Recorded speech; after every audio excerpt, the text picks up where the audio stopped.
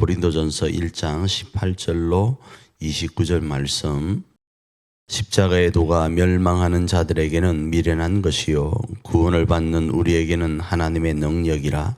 기록된 바 내가 지혜 있는 자들의 지혜를 멸하고 총명한 자들의 총명을 폐하리라 하였으니, 지혜 있는 자가 어디 있느냐, 선비가 어디 있느냐, 이 시대의 변론가가 어디 있느냐.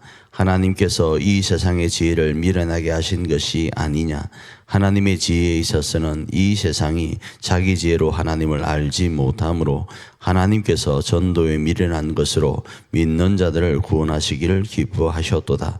유대인은 표적을 구하고 헬라인은 지혜를 찾으나 우리는 십자가에 못 박힌 그리스도를 전하니, 유대인에게는 거리끼는 것이요 이방인에게는 미련한 것이로되 오직 부르심을 받은 자들에게는 유대인이나 헬라인이나 그리스도는 하나님의 능력이요 하나님의 지혜니라. 하나님의 어리석음이 사람보다 지혜롭고 하나님의 약하심이 사람보다 강하니라. 형제들아, 너희를 부르심을 보라. 육체를 따라 지혜로운 자가 많지 아니하며 능한 자가 많지 아니하며 문벌 좋은 자가 많지 아니하도다. 그러나 하나님께서 세상에 미련한 것들을 택하사 지혜 있는 자들을 부끄럽게 하려 하시고, 세상에 약한 것들을 택하사 강한 것들을 부끄럽게 하려 하시며, 하나님께서 세상에 천한 것들과 멸시받는 것들과 없는 것들을 택하사 있는 것들을 폐하려 하시나니, 이는 아무 육체도 하나님 앞에서 자랑하지 못하게 하려 하심이라. 오늘 우리가 읽은 고린도전서 1장 18절로 25절 그리고 26절로 29절의 말씀은 다른 것 아닙니다. 세상은 분열을 원해요. 그 분열을 원해서 원하는 것이 아니라 개인주의로 나아가면 분열될 수밖에 없습니다. 지금도 세상에서 평만하고 있는 자국 우선주의라는 이 말이 국가적인 차원에서 볼 때는 어떤 부분에서 자기 나라를 위한 거니까 이해될 수 있는 부분이 있습니다. 이것을 개인적으로 가지고 들어왔을 경우는 어떻게 되죠? 개인주의가 되는 거예요. 개인 우선주의가 되는 거예요. 자, 그럼 개인 우선주의가 되는 게 나쁜가? 그 개인의 입장에서는 나쁜 게 아닙니다. 그런데 개인 우선주의가 되고 자국 우선주의가 되면 다른 것과는 섞이기가 어렵다라는 거예요. 그래서 원치 않지만 원하는 게 되어버리는 겁니다. 분열이 말이죠. 그러나 하나님께서는 하나 되기를 원하세요. 그 하나 되는 데 있어서 하나님은 심지어 자신과도 하나 되기를 원하세요. 그리고 자신과 하나 된 그 모습으로 이웃과도 하나 되길 원하세요.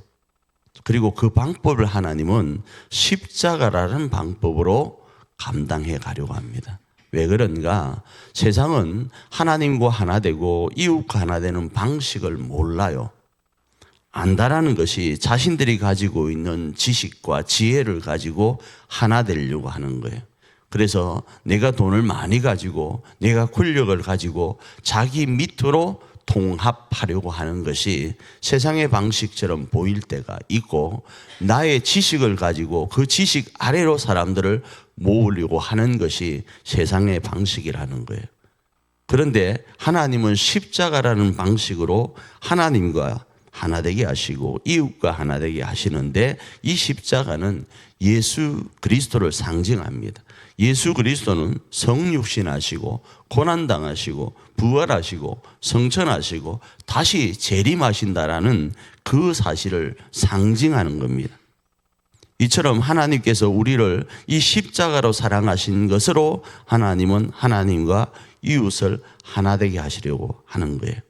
그래서 이 십자가를 하나님은 자신의 능력이다, 하나 되게 하는 능력이다, 이렇게 말씀을 하는 겁니다. 결국 하나님은 세상의 지혜와 변론이 아니라 십자가로 하나 되도록 하시는 데 있다라는 거예요. 다시 말씀드립니다. 그러나 세상은 헬라의 지식이나 철학을 가지고 하나 되려고 하고, 세상은 자신들이 가지고 있는 개인적 우위를 가지고 하나 되려고 합니다. 그렇지만 하나님의 어리석음조차 세상의 지혜를 앞선다라는 사실을 성경은 말하고, 하나님의 약하심조차도 세상의 능력을 앞선 것을 말씀하십니다. 그러면서 왜 하나님께서는 이런 하나님의 십자가의 능력으로 세상을 하나 되게 하시려고 하는가? 그건 세상으로 또 스스로 자랑하여서 남 위에 군림하면서 사람을 억압지 못하도록, 그러니까 자랑하지 못하도록 하기 위한 것이다. 이렇게 말씀을 합니다. 진정으로 하나님 안에서 하나 되는 모습을 보이도록 하시려고 하나님이 그 십자가의 화목제물이 되셨다를 말씀하는 겁니다. 이 말씀을 오늘 우리의 삶에 어떻게 적용할 수 있겠습니까?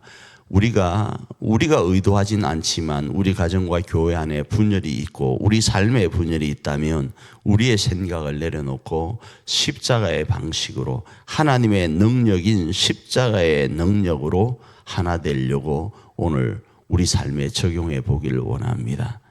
하나님의 그 성육신과 고난과 부활과 승천과 다시 오심에 대한 그 강력한 능력을 가지고 교회와 가정 안에 이 사실을, 십자가를 적용하여서 분열되어 버릴 수밖에 없는 이 땅 앞에 하나됨의 능력을 발휘하는 그런 복된 하루가 되기를 축복합니다.